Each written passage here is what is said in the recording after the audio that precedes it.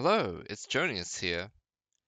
So they just released a new article on PlayHearthstone talking about the new community events for the upcoming expansion and balance patches coming to patch 32.0. Let us have a look.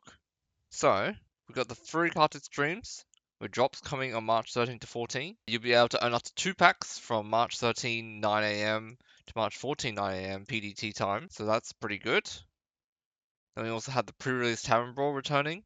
The entry fee for this one usually costs 2 tavern tickets, 300 gold or 400 runestones, and the eligible card pool will be the core set, the event set, before the rotation, the Great Dark Beyond without the Heroes of Starcraft mini set, and Into the Emerald Dream.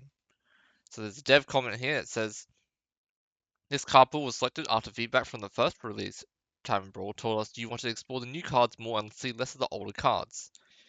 So the Great Dark Beyond Tavern Brawl, previous Tavern Brawl had like the whole previous year of cards, as well as Great Dark Beyond. So they're changing that now. We excluded the Heroes of StarCraft mini set because its cards tend to be used together in bunches. Yeah, fair enough. Use the pre-rotation versions of core set and event set because they avoid confusion and technical issues stemming from two versions of the sets being live at once.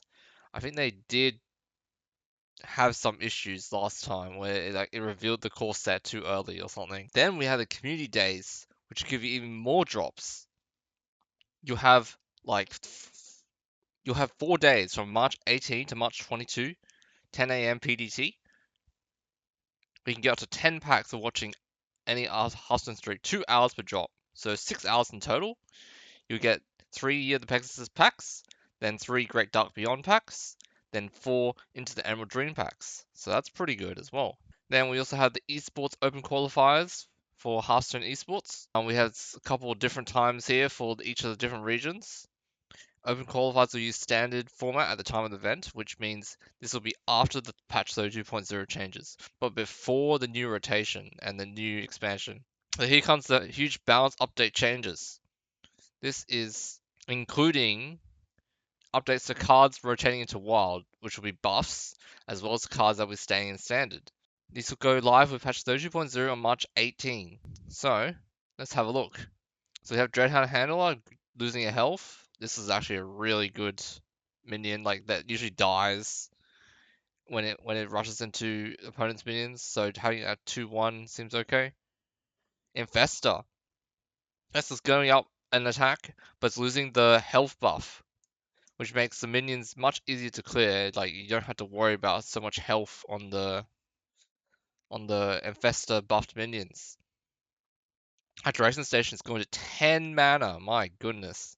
That definitely slows down stuff like with the warrior and stuff like that.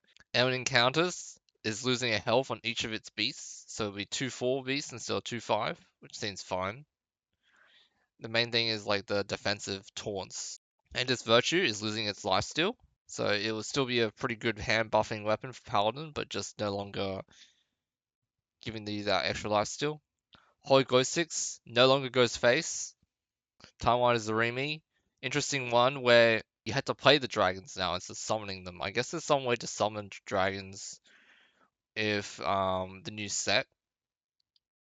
So those won't count for activating Taiwan as Zarimi. Here we go. Razzle Resealed. It's gonna get reworked. This looks completely different. So before it was the hero power, it refreshes whenever you play a card. Now it's shuffle copies of 5 random friendly minions that die this game into your deck. That's completely different. It costs 0, so that's quite interesting. I guess you could use this in some sort of big priest, and then try and draw out the minions. Orbital Halo is losing a attack, so it's now +1/+1 in Divine Shield. Domino Effect. Oh, it's too good for its cost, hey? So now it's going up to 4 mana. Very good board clear for Warlock. Kerrigan going up to 8 mana. Let's see if the other hero cards get nerfed as well. Zergling does no longer summon a copy of itself.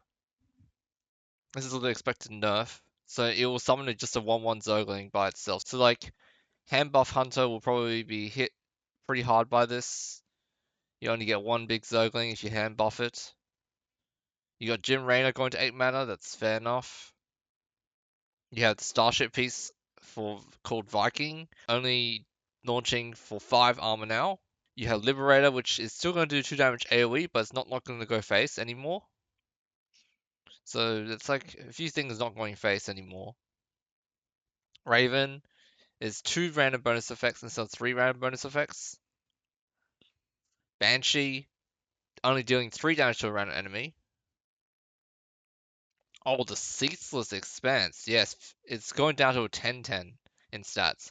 I do feel like 15-15 was a bit too egregious for like you did it destroy all minions and you get a huge minion on the board. So now it's a lot more easier to manage. Insidious is going to 7 mana. Fair enough. While the Bartender, the recruit a minion option, is no longer stealing the enemy minion on the board. It's now putting a copy of an enemy minion into your hand. And the opponent still gets 3 coins, so I don't know how good that option will be now. Seems kind of meh. The Zodiac's Deluxe 3000 Virus module is going up to a 2/5, but it's losing the Reborn. So no longer it will have the Divine Shield with the Perfect module, being able to hit and kill 4 minions with just one minion worth of value from the Unkiliax configuration for Zodiacs. Gorgonzomu was actually 2 efficient, so now it's going up to 4 mana, 4/4. Fair enough. Arcane Defense Crystal is only getting 4 armor now on Death Rattle. So this means that these cards, plus Lift Off and Starport, because those use those small starship pieces, we're eligible for dust refunds. So that's quite a lot of cards getting nerfed. Let's look at the Wild Focus updates. So Reska's going back to 20 mana. That's going to be pretty crazy for weak in standard. Sickly Grindwalker goes back to goes buffed. Oh, it was nerfed. It was nerfed. I remember it got nerfed. So now it's 3 mana 2/4 again. One Night Sharpshooter. Oh, Sharpshooter for going back to 3 mana. That's a potential comeback for Demon Hunter. There's an S-Mention go back to 3/5. Splish Splash Well going back to 2/1. Cactus Construct going back to summoning a 1/2 copy of the mini that you discover. Dunkin back to 6 mana. Looks like Druid's getting some power back. Shadow of Affections. Oh, I don't know about this one. I don't know about this one for a while. I don't like this one. Because now Druid can go back to Eonar spam again in Wild. Starstrong Bow going back to 6/2. That seems alright. I don't know if it really needed the revert. Sailor going back to 3 mana, that's fine. I think at 3 mana it was pretty powerful, but it wasn't like super powerful. Awakening Tremors going back to 4/1 Worms. Wizard Creation going back to 4 mana, that's pretty good. Good board clear for Mage. Definitely needed to be at 4 mana. Chaos Creation going back to deal 6 damage, summon around 6 cost minion, destroy bond 6 cards of your deck. So could get some Sludge Warlock to come back, potentially. Showdown is 2 mana. Keeper Strength is 4 mana. That's a pretty good board clear for Paladin.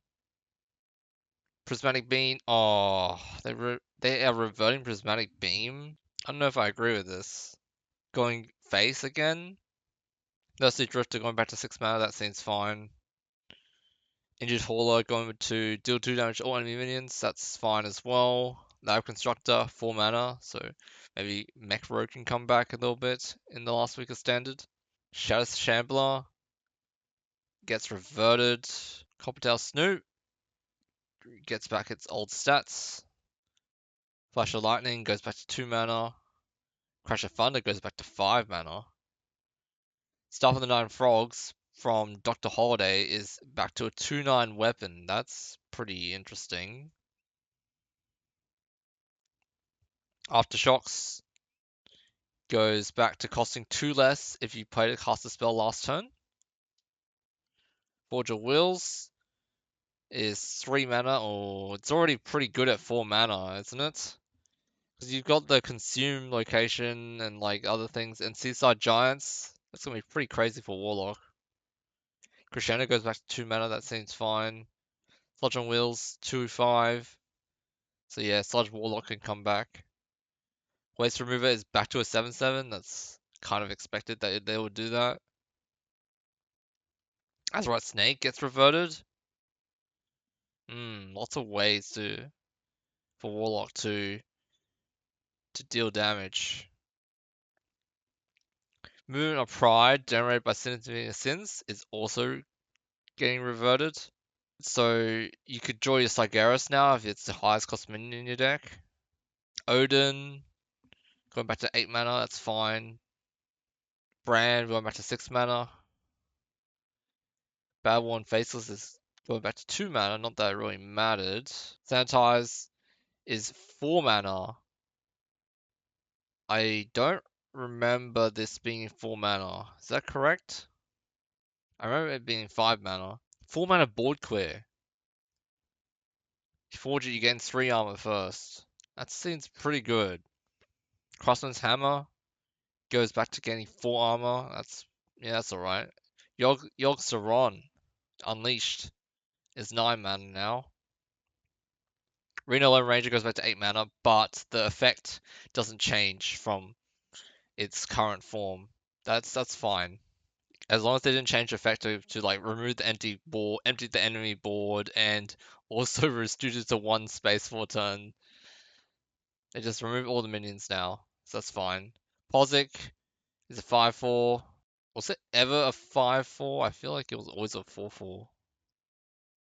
Golden Giant back to 20 mana, that's fine. Celestial Projectionist, yeah, also 2 mana, so Pain Warlock can come back for a bit. Rowdy Fan is back up to +4 attack for a minion. Snake Oil is back to 0 mana. That's pretty good. Don't get to pre-purchase at the end. So yeah, lots and lots of changes, lots of free packs coming up, and community events. So hopefully it'll be a good time to get back into Hearthstone if you haven't played for a while, and hopefully you can enjoy the game. If you liked the video, the gameplay, or just the ideas I talked about, go ahead and leave a like. And maybe you can subscribe so you know when I release videos like this in the future.